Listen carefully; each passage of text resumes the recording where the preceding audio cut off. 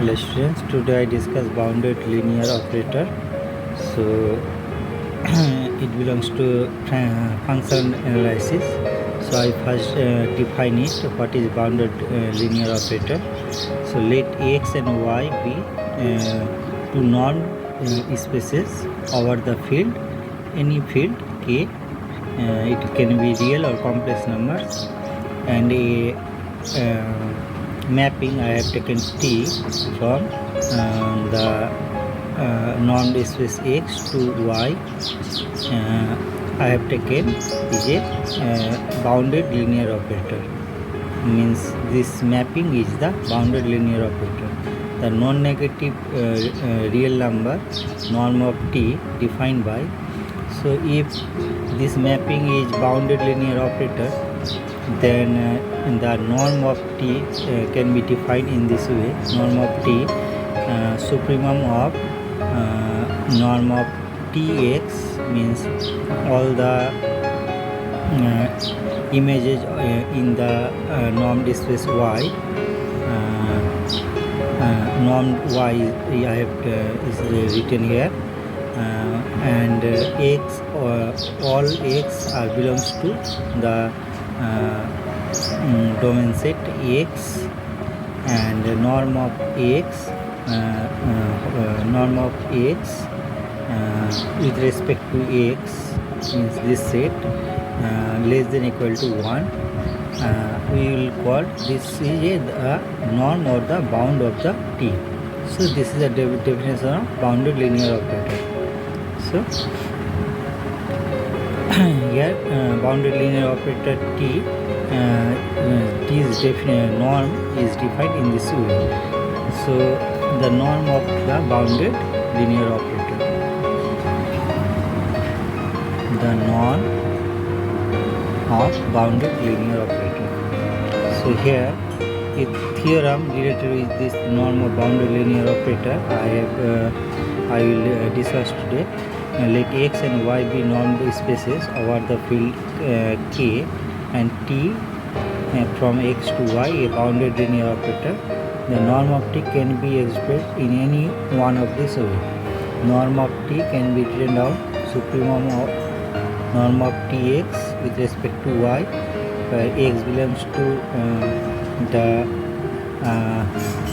set x, and norm of x with respect to x less than equal to 1, or in this way can be this norm defined supremum of norm of tx with respect to y, x belongs to x, and norm of x is equal to 1.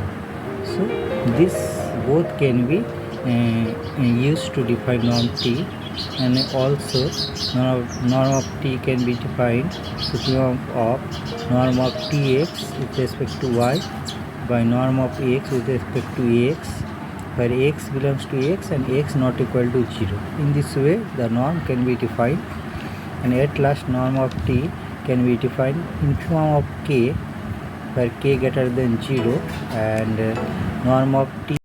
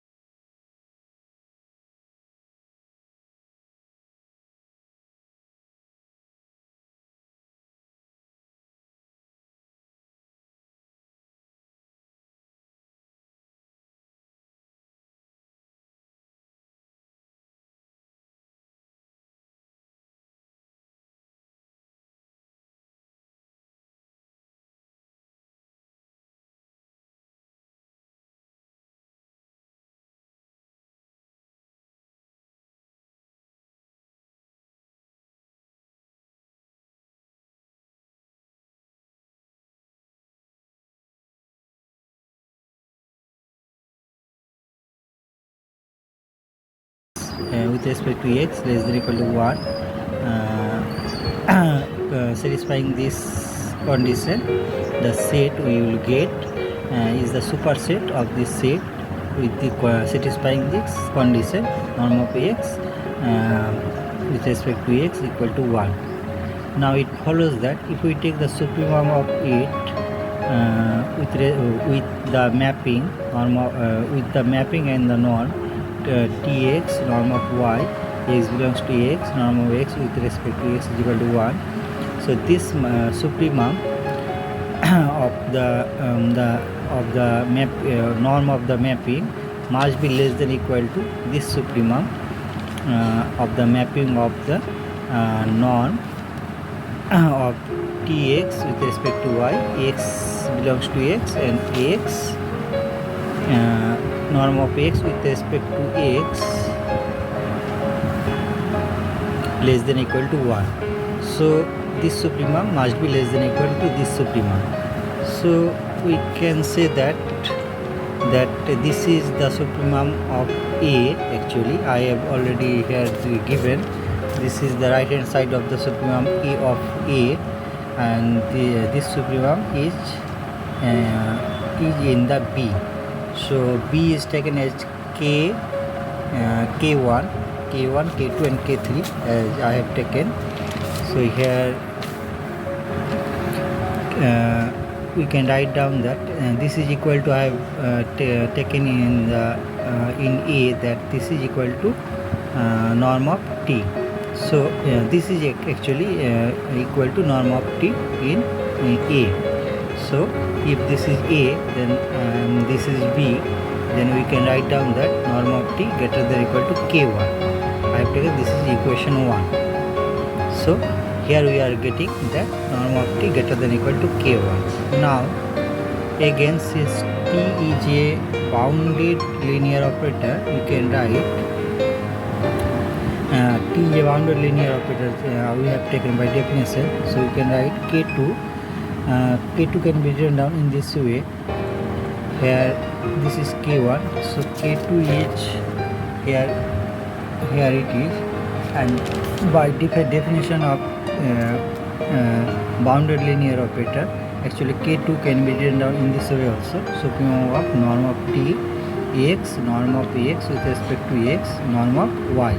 In this way it can be written down. So here x belongs to x and x not equal to 0.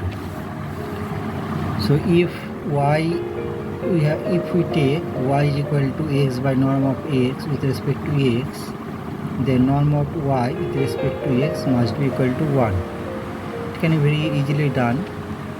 Norm of x by norm of x, an easy operation of norm. So it will be actually norm of x by norm of x and is equal to 1. So it cancels each other, it will be 1.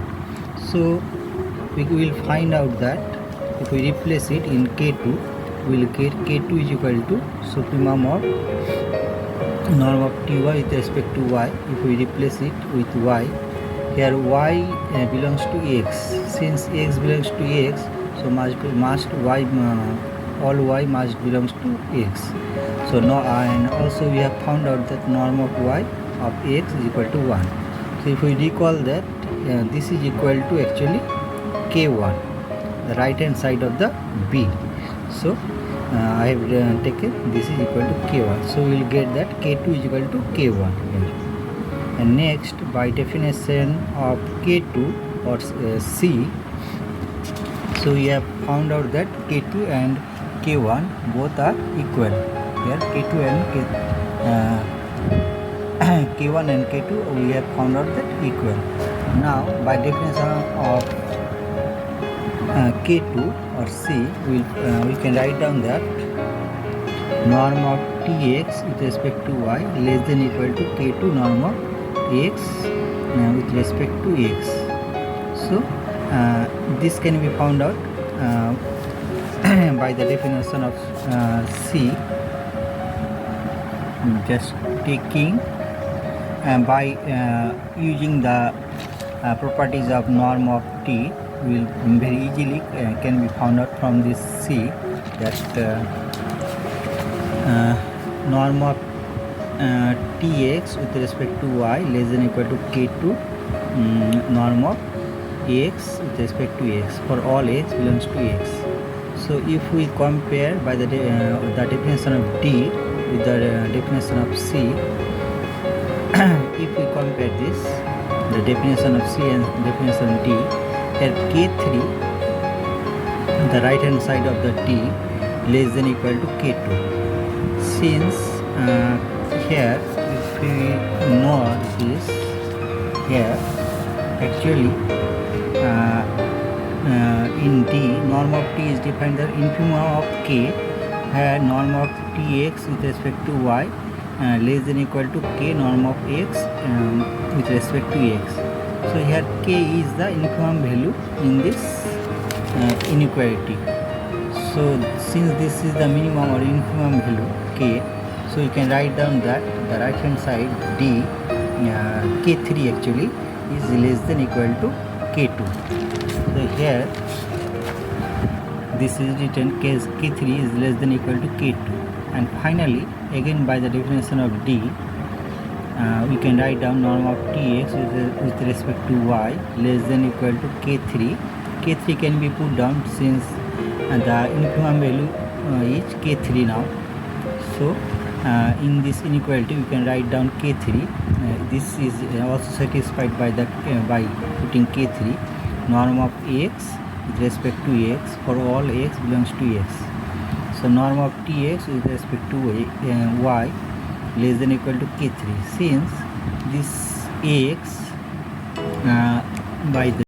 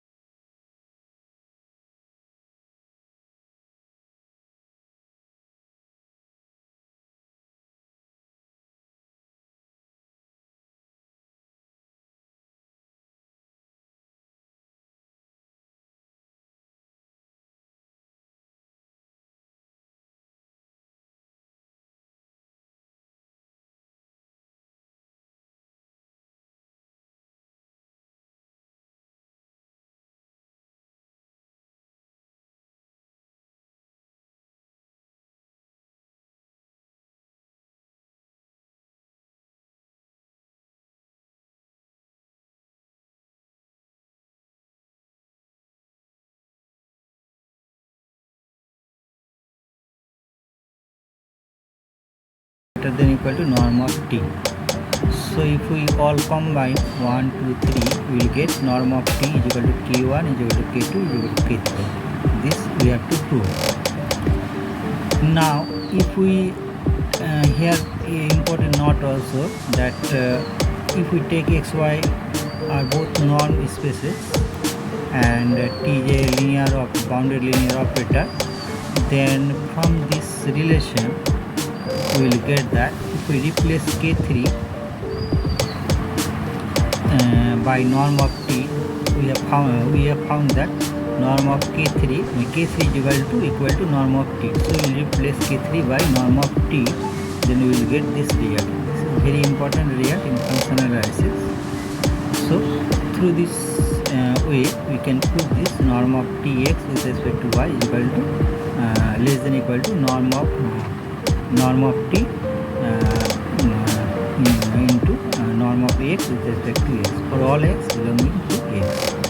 If you like this video, then like, share with your friends, and if you have not subscribed, then subscribe this channel to get these other videos, related videos.